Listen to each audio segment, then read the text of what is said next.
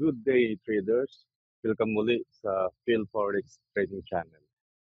Sa video ito, pag-usapan naman natin ngayon kung paano mag-trade sa false breakout imbis na iwasan natin ang false breakout.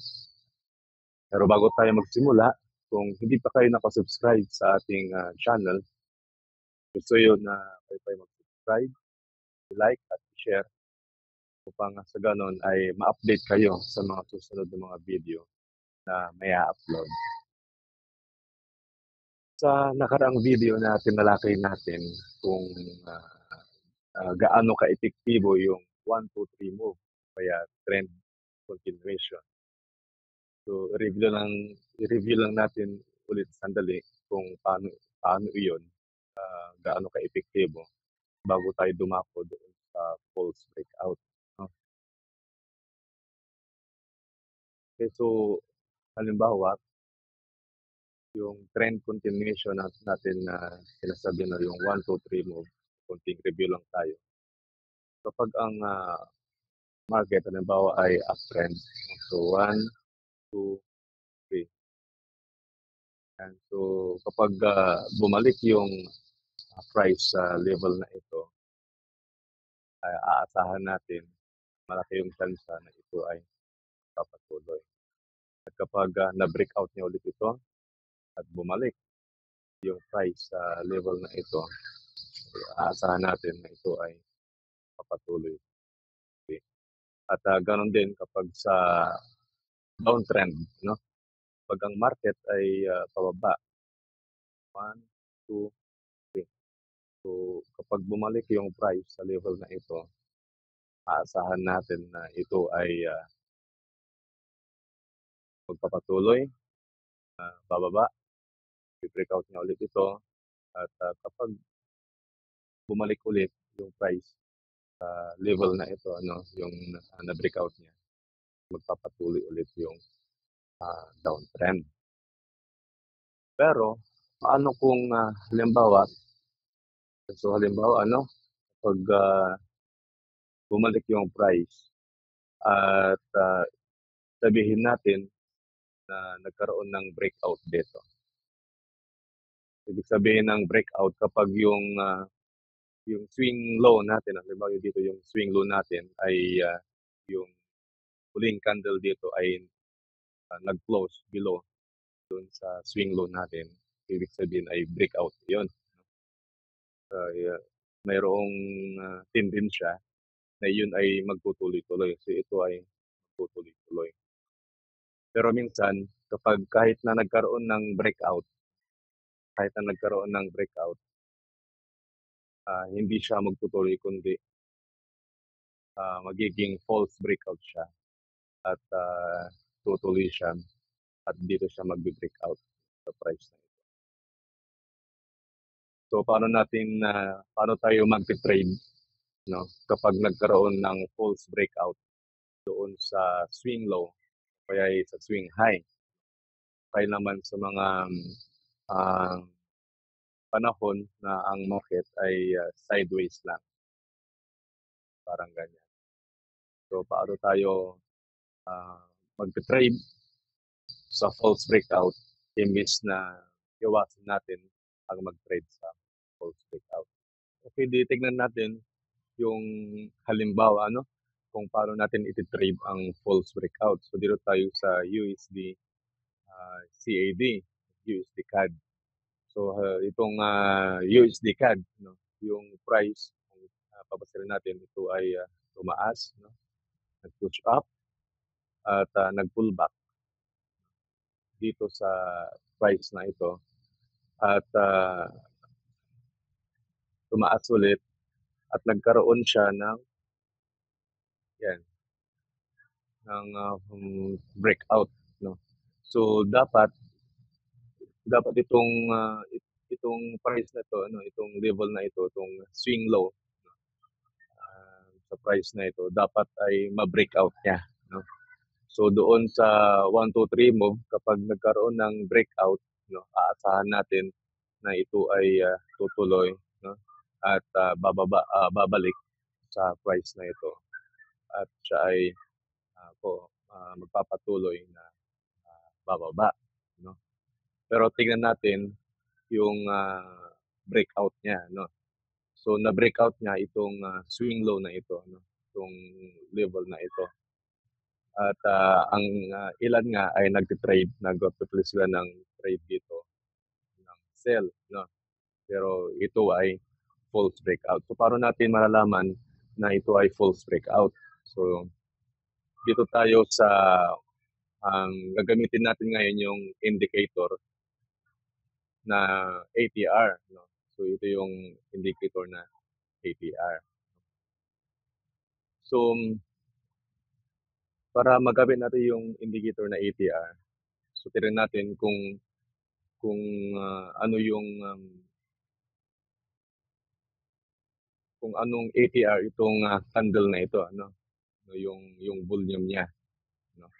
So kung papansinin niyo itong breakout candle natin, no, so mayroon siyang 79 ATR, ano, sa level siya ng 79, no, ATR. No. At dapat, ano, kapag susukatin natin itong level, no, itong mula high to low ng breakout candle natin. So gagamitin natin ito. So 79 yung ATR na nakita natin kanina, ano? So, dito 79. So dapat na yung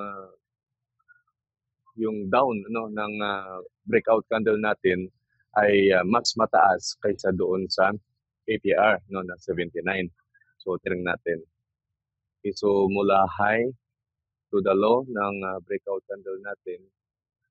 So mayroon siyang 99 pips.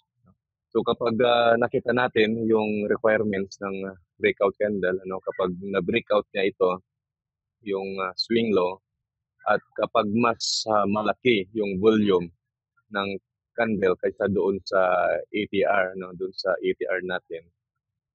So ito ay breakout candle. So paano natin ito i-trade, ano?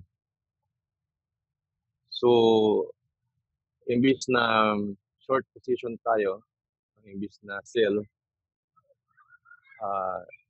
magbabay ako dito sa breakout candle, dito sa closing candle niya, no, doon sa closing price niya, dito sa price na ito, no? So titiran natin kung ito ba ay winning trade.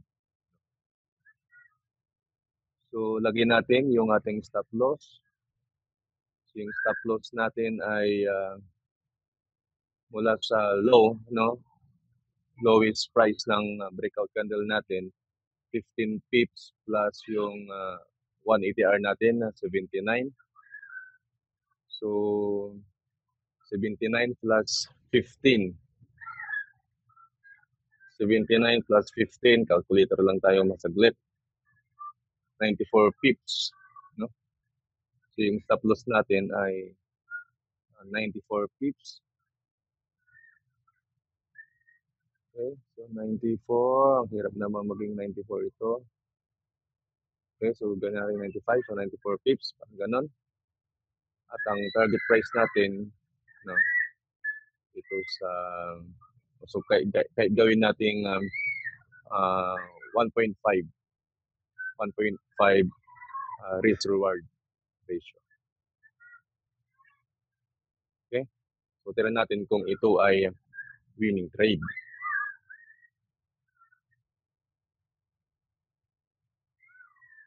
Okay, so nabot natin, no, yung target profit natin, no. Hindi natin alam kung hanggang kailan yan, hanggang kailan yung uptrend niya, no. So pwede niyong ilagay pa dito sa previous swing high, ano, yung profit target natin, no? Pero kung gusto yung mas mababa pa, so gawin natin 1.4, 1.5, no, yung target natin sa profit natin. So ipagpatuloy natin kung aabutin niya ba itong target na ito.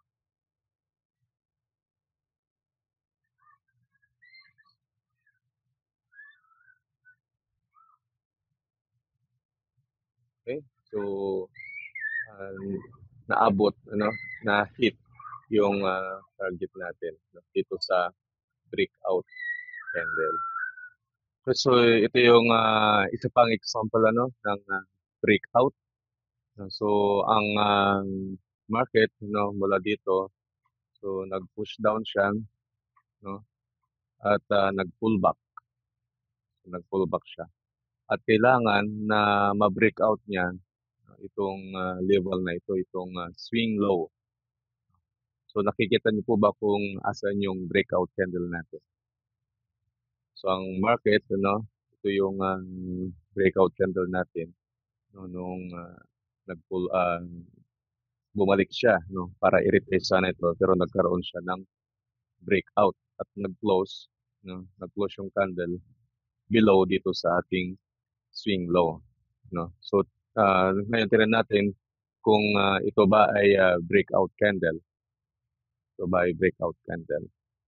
Okay, so kung titry natin ano yung ating ATR, so yung ATR natin, so dito ano kung titingnan dito sa left side ano, yung ATR kapag ilalagay natin yung ating mouse dito sa breakout candle natin. So mayroon itong 82. Mayroon siyang 82 no, ng ATR itong candle na ito.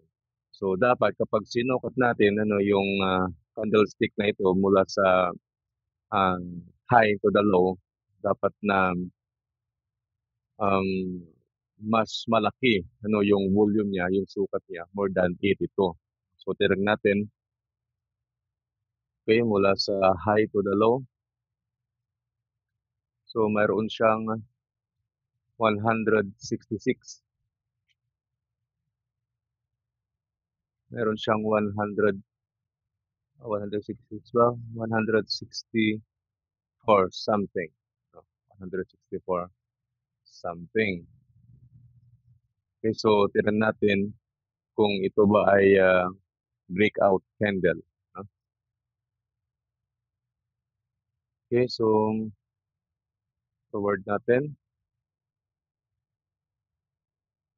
Kasi isi-set up mo pa natin yung ating uh, open price, ano yung open trade natin. So, dito, yung open trade natin.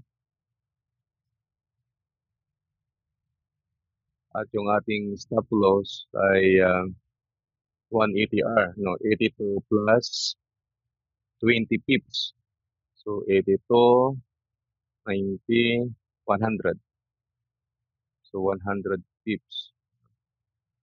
100 pips, 1 ATR, yon. Hirap namang kunin yung 100. Okay, so yan, ano, sobrahan natin ng konti.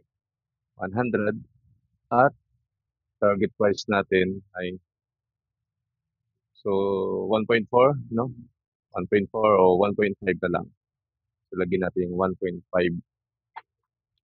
target profit natin. So, tingnan natin kung breakout candle.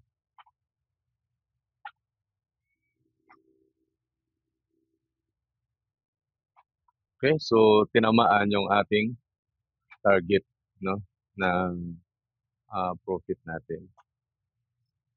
Okay, so isa pa kung papansinin ninyo no, so i-forward natin.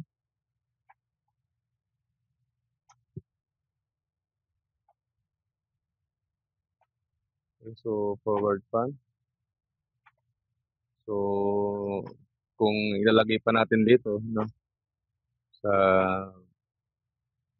level na ito, so mas malaki pa yung ating profit. Pero dahil hindi nga natin alam kung hanggang saan ano yung aabutin ng ating price.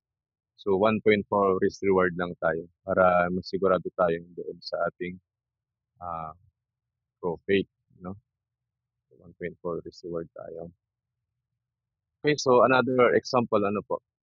So ipagpatuloy lang natin dito dahil meron ditong breakout sample ano. Okay, so sideways yung nangyayari sa market, no?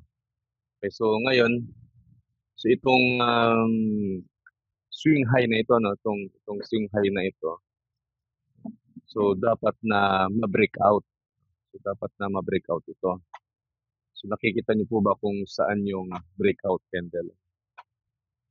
So mula dito sa price na ito, okay, consolidation siya at nagkaroon ng breakout dito sa highest, no, swing high, no, yung previous swing high natin, no. So nagkaroon ito ng breakout. So ito yung breakout candle natin. So tingnan natin yung ATR niya. So yung ATR ng candle na ito ay mayroon siyang 71. Meron siyang 71. At dapat kung susukatin natin ay mas malaki pa yung volume ng candle niya kaysa doon sa ATR. So mula dito hanggang dito, so mayroong 101. So yung ATR niya ay 71. So pasok siya doon sa requirements ng breakout candle, no? So yung setup natin dito sa close candle ng breakout candle natin at ang target natin ay dito. So nakaset up na kasi nag-back test ako, no, dito sa breakout candle natin. False breakout. Okay? Ito ba ay false breakout? So tignan natin kung mahihit niya yung ating target. Okay, sideways, sideways. Sideways ulit.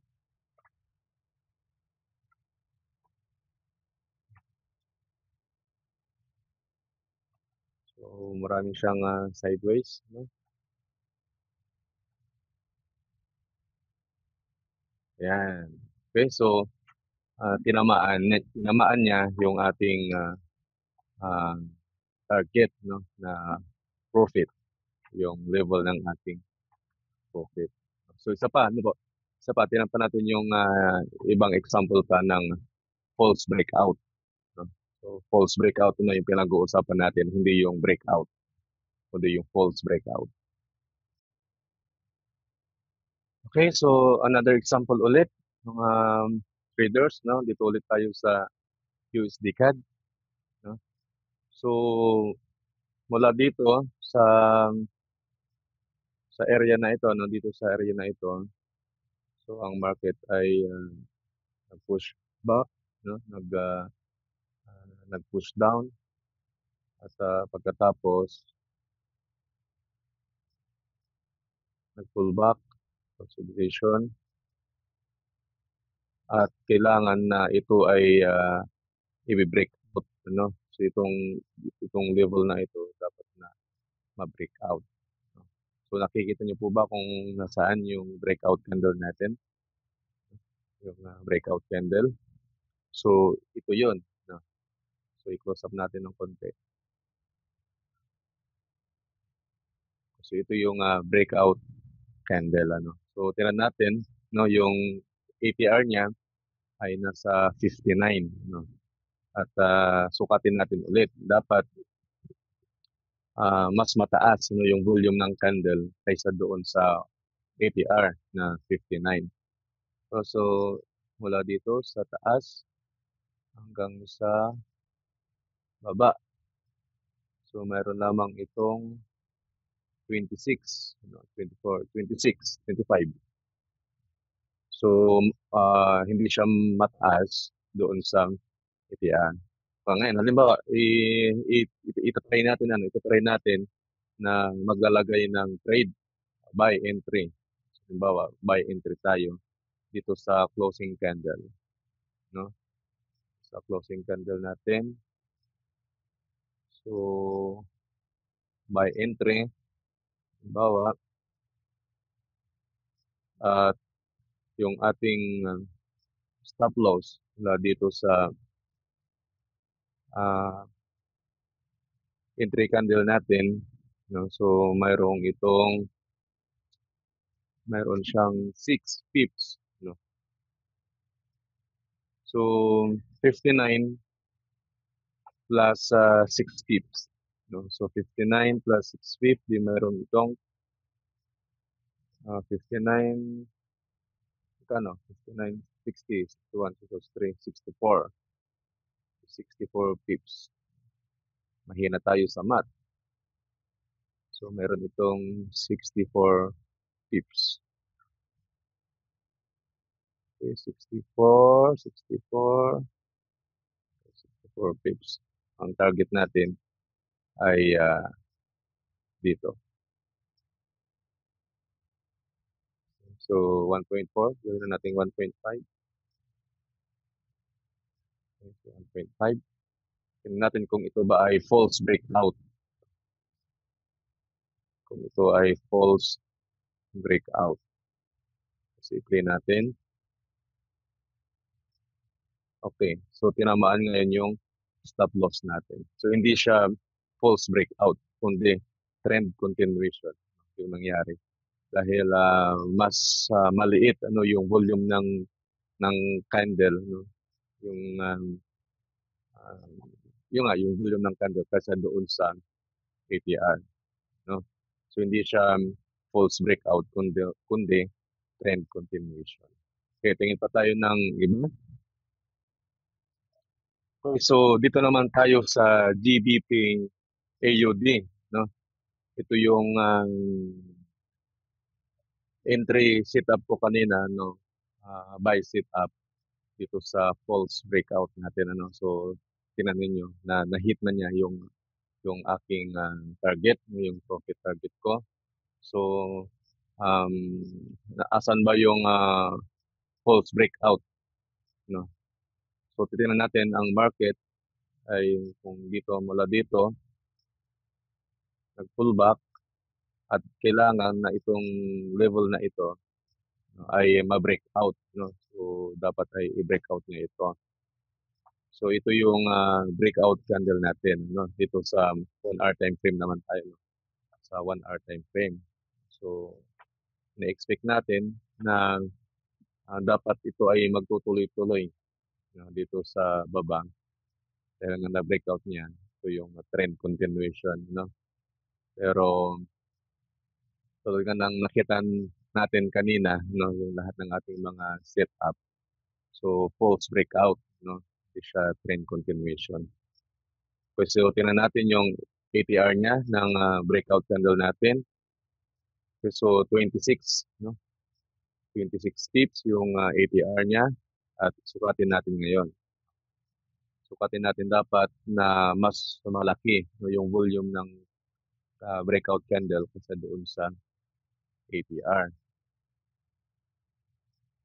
So mayroong itong 48 pips, no? So mas malaki yung volume ng candle kaysa doon sa ATR. No? So yung setup natin, so buy ako doon sa closing candle, no, ng breakout candle. At ang target ko ay dito, no. So meron akong 1.4 risk reward, no, doon at sa ating breakout candle. Okay? So pansinin ninyo, no, na hindi lahat ng false breakout ay dapat nating iwasan na mag-trade, no. So kailangan lamang na dapat yung ating setup sa false breakout ay tama yung ating posisyon, no? Review natin, dapat yung ma-breakout niya, no? Ma-breakout niya yung swing high o swing low. So halimbawa, ganito siya. So dapat magkaroon ng breakout. Halimbawa, ito yung breakout candle natin. At tignan natin yung ATR, no? Yung ATR ng breakout candle kung mas halimbawa yung ATR niya, halimbawa 24 yung ATR niya, 24 yung ATR. So dapat kapag susukatin natin gamit nito, yung measurement na ito, ay mas mataas, no, yung volume ng breakout candle. kaysa doon sa ATR. Doon sa closing niya, doon sa closing candle, ano, yung level price niya. So doon tayo mag-set up ng trade kung ito ay halimbawa dito, mag-set up tayo ng buy entry. So yung target natin 1.4 raise reward. Okay?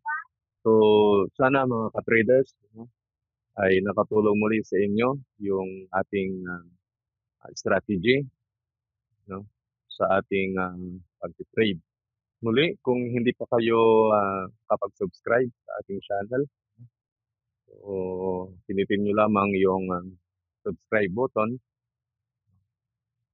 para ma-update kayo sa mga susunod na mga video na gagawin natin, na i-upload natin sa ating YouTube channel. Okay, maraming salamat at naway magkaroon tayo ng maraming profit sa pag-trade forex market.